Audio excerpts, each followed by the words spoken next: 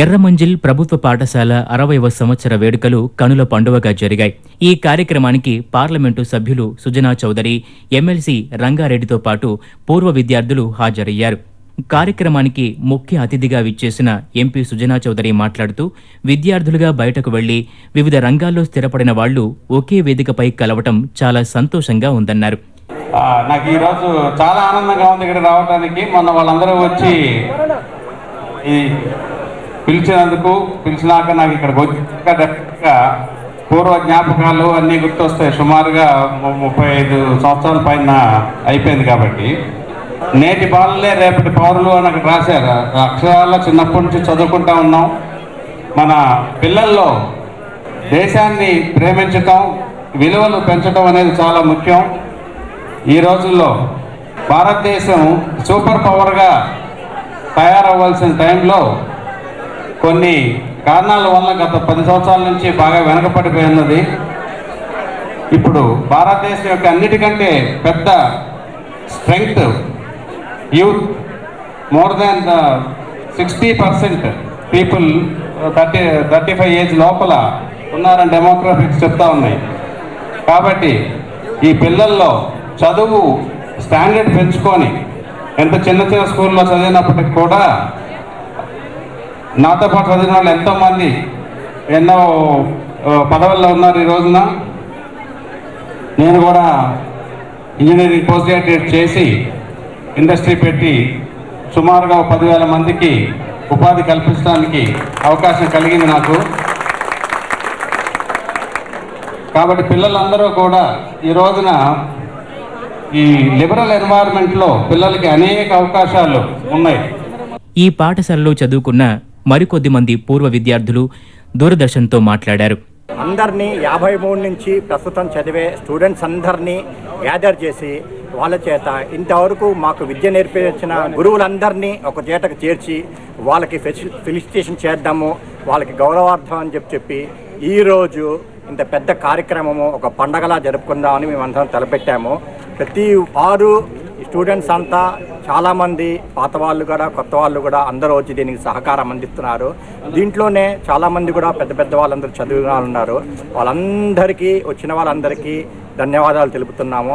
మేము ఈ పూర్వ విద్యార్థుల సంఘ సమ్మేళనం ఎందుకు ఎర్రమంజిల్ హై స్కూల్ ఉన్నత పాఠశాలకి ఎందుకు మేము చేసామనంటే, ఈ స్కూల్ దుస్థితి చాలా చాలా దారుణంగా అసలు పడిపోయే విధంగా ఉండింది.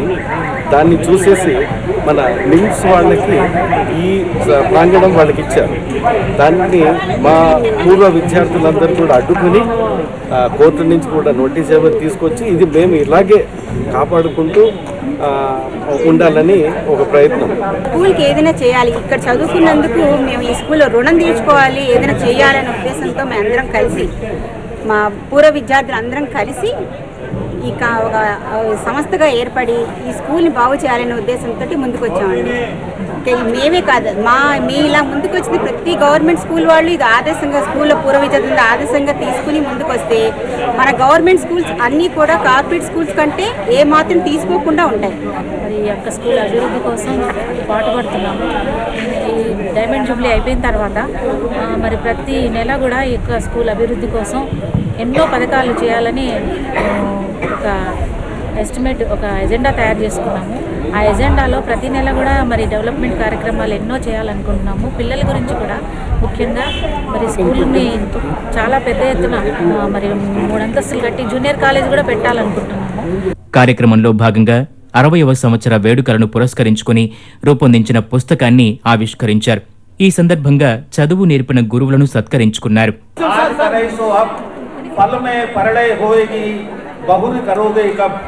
అనే హిందీ దోహాతో మా ఒక 1963 నుంచి 77 వరకు ఈ పాఠశాల విద్యార్థులకు హిందీ బోధించి ఇవాళ వీరందరూ స్వర్ణోత్సవ శుభ వేడుకల సందర్భంలో మమ్మల్ని ఆహ్వానించి ఇంత సత్కారం చేసినందుకు మాకెంతో ఆనందంగా ఉంది. స్వర్ణోత్సవాన్ని గురించి నేను ఈ అభినందిస్తూ కవిత రాశాను.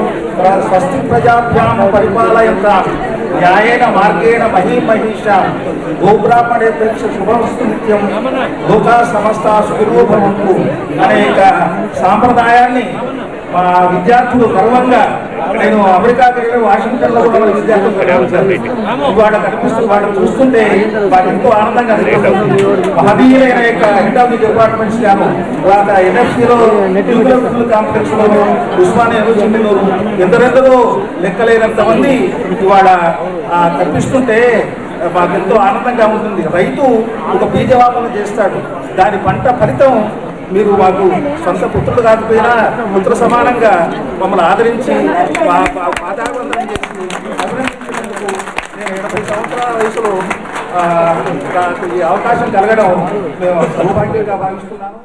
విశ్వనాథ సత్యనారాయణ గారు చెళ్లపేడ వెంకట శాస్త్రి గారి శిష్యులు. ఆయన ఒక పద్యం రాశాడు, ఆ పద్యం ఇక్కడ గుర్తుకొస్తున్నది. అలా నన్నయ్యకు లేదు తిక్కనకు లేదా భోగం, అస్మాతృశుండు అలఘుస్వాద రసావతార ధుషణ అహంకార సంభార దోహల బ్రాహ్మీమయమూర్తి శిష్యుడైనాడన్నట్టిది ఆ వ్యోమపేశల చాంద్రి మృదుకీర్తి చెళ్లపిళ్ళ వంశస్వామికి ఉన్నట్టుగా.